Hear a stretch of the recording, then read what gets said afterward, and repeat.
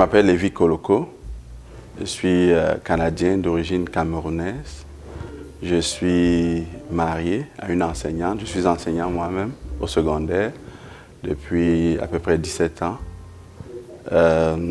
J'ai 3 enfants, des jumeaux identiques de bientôt 18 ans et une belle petite fille de 12 ans. Je suis aussi président directeur général d'une coopérative d'enseignants immigrants francophones, ici dans la région d'Ottawa. La coopérative s'appelle CEPAP, Coopérative Enseignants Pas à Pas. Une quarantaine d'enseignants de 8 nationalités différentes, des Camerounais, des Haïtiens, des Algériens, des Congolais, des Burundais. Et donc nous sommes une belle équipe et nous réalisons plein de projets dans la région et en dehors.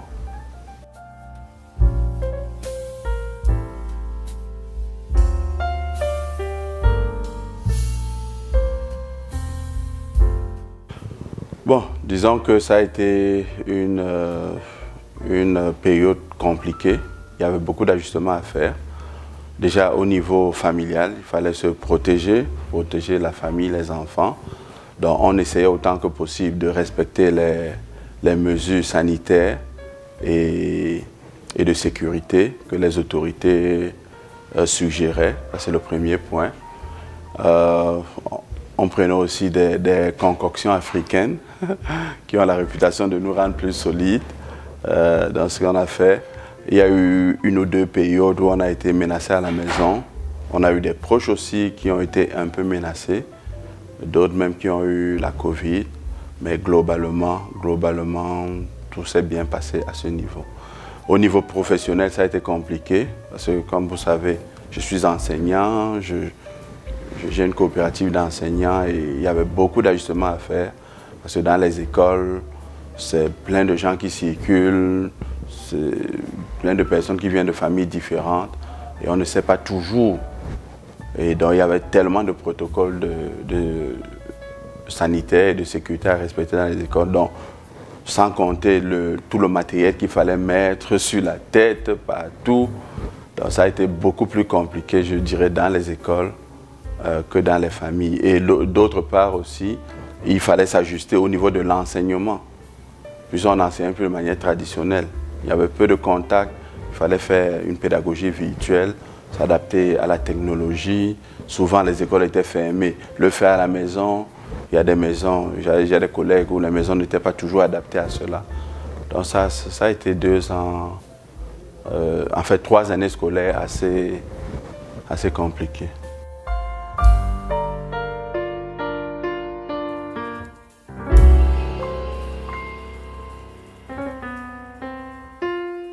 Bon, moi, dans mon cas, bon, je vais parler de mon cas et du cas global de la population d'enseignants dont je suis président.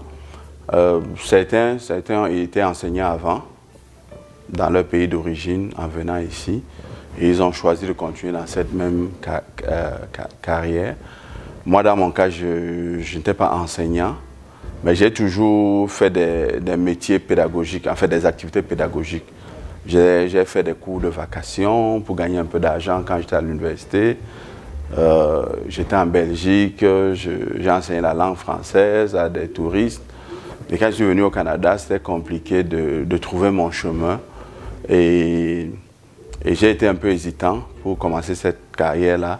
Mais quand j'ai vu que finalement l'enseignement avait tellement de passerelles, y compris des projets dans la communauté, des projets à l'international, je me suis dit, ben, je vais essayer. Et puis j'ai pris goût et j'y suis avec grand plaisir depuis presque 18 ans maintenant.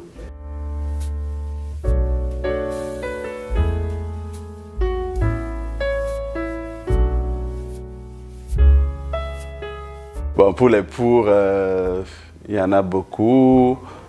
Cette gratitude qu'on a d'avoir l'impression qu'on bouge la société, on change des vies, on améliore l'apprentissage et le bien-être d'enfants, souvent même de familles.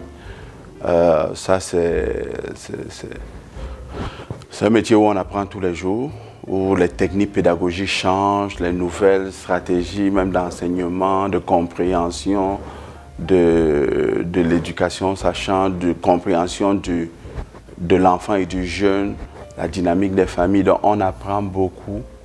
Et il y a des projets qui viennent de partout, du ministère, de l'ordre des enseignants, des conseils scolaires, des projets communautaires que nous-mêmes nous menons.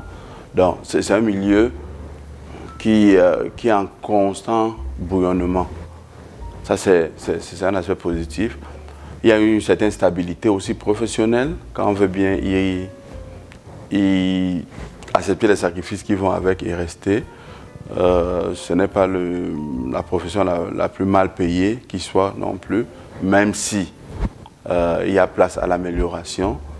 En termes de contraintes, de difficultés, je dirais que, surtout pour nous les enseignants immigrants francophones, c'est compliqué d'avoir les lunettes de l'éducation que nous avons eue chez nous, où disons le maître est au centre de tout, et de s'adapter au nouveau modèle ici, où souvent l'enfant est souvent appelé enfant roi. Les codes de discipline et de régulation du comportement sont différents. Et il faut s'adapter à ça, ce n'est pas toujours facile.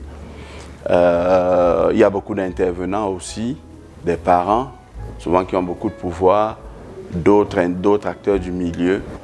Donc ça apporte beaucoup de contraintes déontologiques et dans la façon de travailler qui fait que souvent c'est pesant, souvent c'est contraignant et pesant.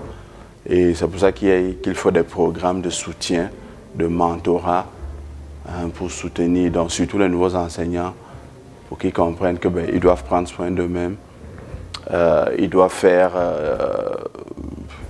des sacrifices, faire des gains, des petits pas progressifs pour pouvoir continuer à vivre du succès dans la profession.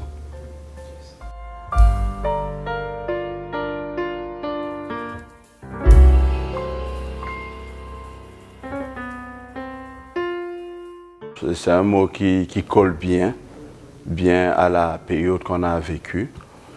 Le mot résilience, ça me donne cette capacité de supporter les chocs, d'accepter la difficulté, de trouver en soi-même, dans sa famille et dans sa communauté, des outils, des mécanismes pour se remettre en œuvre, retomber sur ses jambes et avancer.